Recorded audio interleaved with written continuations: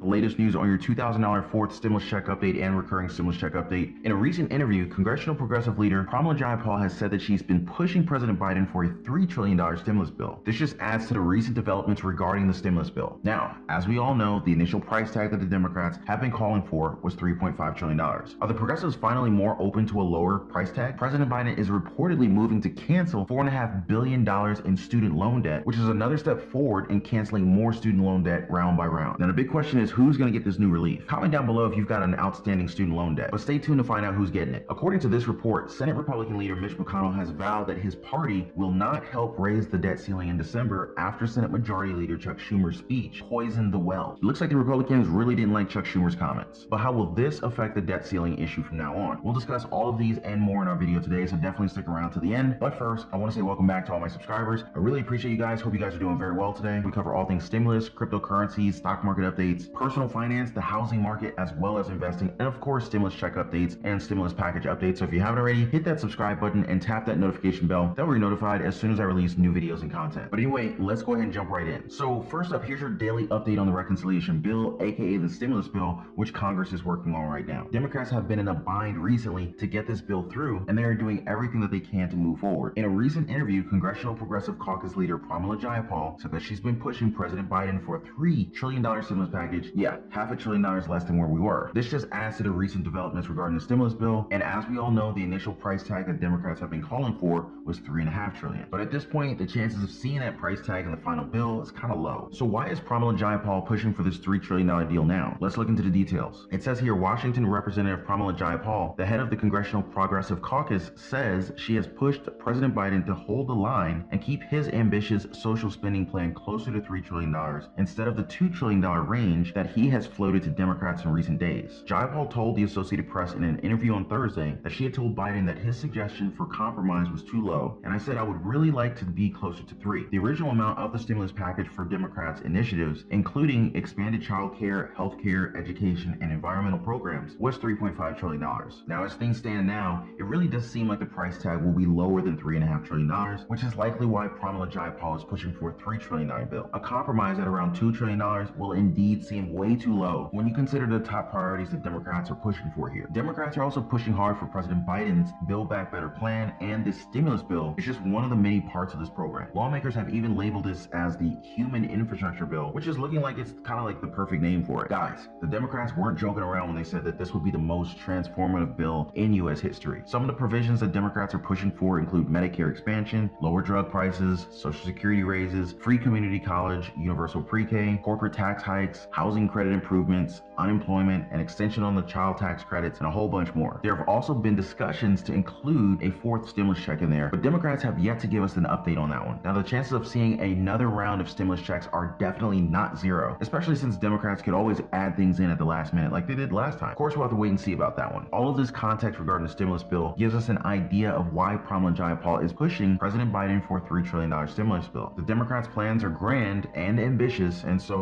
we need a budget that actually fits that. But let's continue. It says here, the Washington State Democrat has emerged as a top negotiator in the talks on Capitol Hill, using the clout of her liberal caucus and its nearly 100 members to thwart a group of House moderates who demanded a vote last week on a $1 trillion infrastructure bill. Biden tactically endorsed the Progressives caucus strategy last week, insisting that the spending package full of longtime Democratic priorities be linked to infrastructure, but he also floated trimming it back to a range between $1.9 trillion and $2.3 trillion, drawing pushback from Jayapal as well as others. Moderates also caused a scene again when the White House convened for a vote on the bipartisan infrastructure bill. Just as moderates did the first time around in September, they insisted on voting on the infrastructure bill ahead of the stimulus bill. House Speaker Nancy Pelosi made a quick judgment call and rescheduled the vote at a later date, which was then revealed to be at the end of October. President Biden proves that he's on the side of the progressives here by insisting on a simultaneous passage of both bills. For quite a while now, he's been more hands-on with the stimulus bill, which is actually a very good sign for the Democrats as we advance forward with this. President Biden has also been in constant talks and negotiations with the moderates to reach a compromise regarding the price tag. He did float the price range of between $1.9 trillion and $2.3 trillion, but I'm pretty sure that that range is going to change. After all, Biden can't just let the progressives, his most vocal supporters of the bill, get disappointed. It says here that Jayapal said that the conversation is ongoing and she isn't drawing any red lines in the negotiations. A White House spokesperson declined to comment on any private conversations. The president knows that progressives are pushing for the higher amount, Jayapal said. I said it directly to him. I also said it to his top aides, and we're going to continue to figure out where we can go. In only her 5th year in Congress, Jayapal is holding her growing caucus of liberals firmly together, marshaling influence that the left wing of the party hasn't had in years. In doing so, she is hoping to help Biden win passage of his agenda, which includes a slate of social programs that Democrats have desired for decades. Not drawing any red lines basically means not completely closing one's mind to other suggestions, and that, when you think about it, that's the true spirit of negotiations. Negotiations tend to get drawn out due to numerous recommendations from all sides, so we really can't say what is going to happen exactly at this point. The progress of this stimulus bill is becoming more and more unpredictable by the day, and it's definitely interesting to follow. Kamala Jayapal pushing for a $3 trillion bill, despite knowing that the opposition won't even get near that range, shows us that the progressives mean business here. They want to finish what they started, and they won't be going any lower than $3 trillion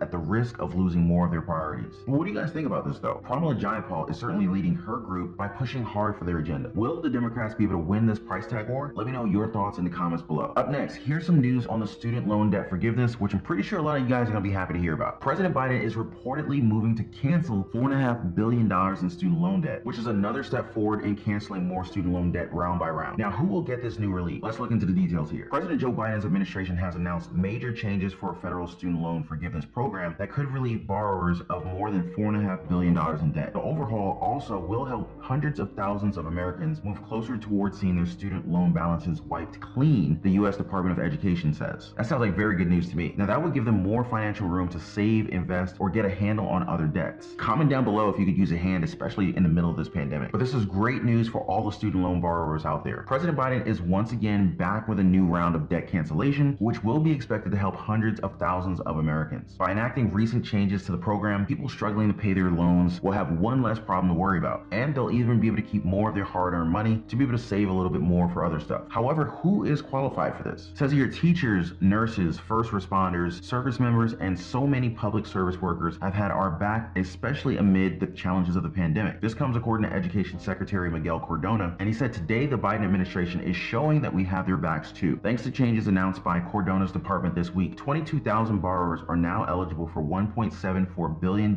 in immediate student loan cancellation. Another 27,000 will see $2.82 billion in loans erased if workers' length of employment in government service checks out. Seems like borrowers working on the front lines of the pandemic are the beneficiaries of this new round of debt forgiveness. The pandemic has indeed affected all of us and, forced us to stay in our homes, leaving most of us struggling just to get by. On top of that, the frontliners are the people who have braved this pandemic and kept necessary services afloat. Around 22,000 people qualify for this, and I bet that they're very happy to get their debt canceled. More people will be eligible for this as time goes on, as President Biden's plan is to help every borrower, not just a select few. It says here, when you include the new immediate cancellation, the administration says so far this year it has forgiven more than $11.5 billion in student loans. That may sound like a lot, but it's puny next to the total U.S. student loan debt of $1.7 trillion owed by over 45 million people across the country. During the campaign and earlier this year, President Biden expressed interest in canceling $10,000 in federal student loans for every borrower. Democrats in Congress have been urging him to go bigger and knock out up to $50,000 per person. $11.5 billion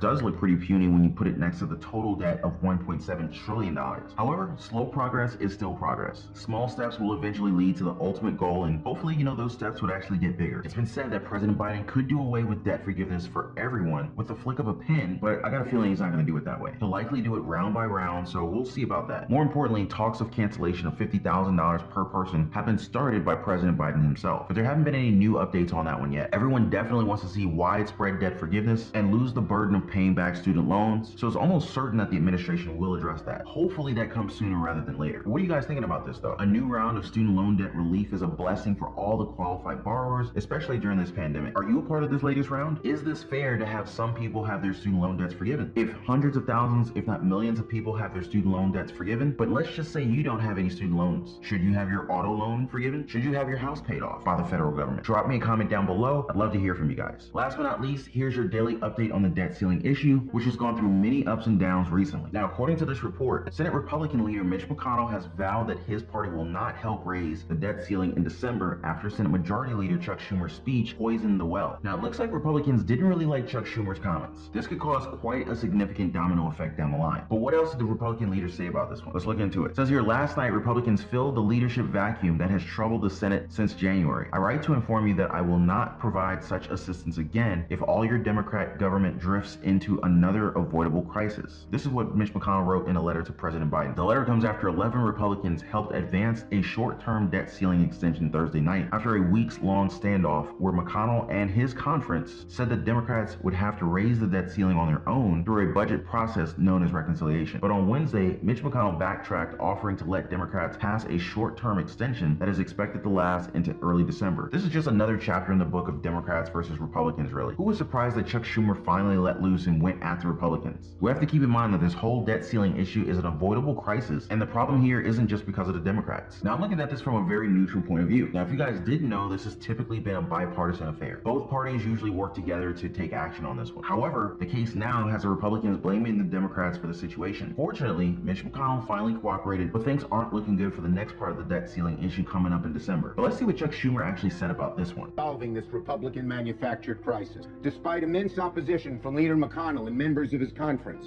our caucus held together and we pulled our country back from the cliff's edge that Republicans tried to push us over. This is a temporary but necessary and important fix.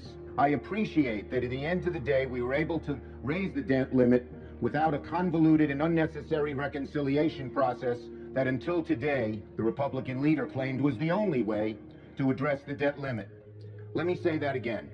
Today's vote is proof positive that the debt limit can be addressed without going through the reconciliation process. Republicans were further frustrated on Thursday night by Schumer, who railed against them right after 11 of them voted to advance the debt ceiling bill. Schumer blasted the GOP debt ceiling strategy, accusing them of playing a dangerous and risky partisan game, and saying that Democrats were able to pull our country back off the cliff's edge that Republicans try to push us over. Many Republicans definitely took offense to what Chuck Schumer said, but I can't blame them. Now, on the other hand, I can't blame Chuck Schumer either. Looking at this from a neutral point of view, we can see that both parties are at one of the highest points of tension in ever. Although Chuck Schumer kind of blamed the Republicans with his speech there, the main takeaway from what he said is that Congress can fix the debt ceiling issue through a bipartisan process. But let's see what Mitch McConnell said about this. Last night, in a bizarre spectacle, Senator Schumer exploded in a rant that was so partisan, angry, and corrosive that even Democratic senators were visibly embarrassed by him and for him. This tantrum encapsulated and escalated a pattern of angry incompetence from Senator Schumer, according to McConnell. McConnell warned that Schumer's childish behavior and alienated GOP senators who helped advance the short-term debt increase and poisoned the well even further. They are likely the same GOP senators Schumer would need to lean on to raise the debt ceiling outside of reconciliation later this year. It seems like the division between the two groups have only increased due to Chuck Schumer's speech. Mitch McConnell's definitely got his point across here. Democrats have to keep in mind that they need Republicans to be able to work with them. So why did Chuck Schumer say those things? That's the point that Mitch McConnell is making. And that's a tough loss for the Democrats. It's already hard enough to get the Republicans to work with them, so I wonder how they're going to approach this debt ceiling issue again when the time comes. But what do you guys think about this though? This new development certainly dealt a blow to the relationship between the two parties. Democrats need the Republicans to work with them, and that's looking to be an unclear proposition at this point. Can the Democrats mend the issues with the Republicans? Let me know your thoughts in the comments below. So anyway guys, that's all for the news on your fourth stimulus check update. Recurring stimulus check update. Pramila Jayapal's pushing President Biden for a $3 trillion stimulus bill. President Biden moving toward canceling $4.5 billion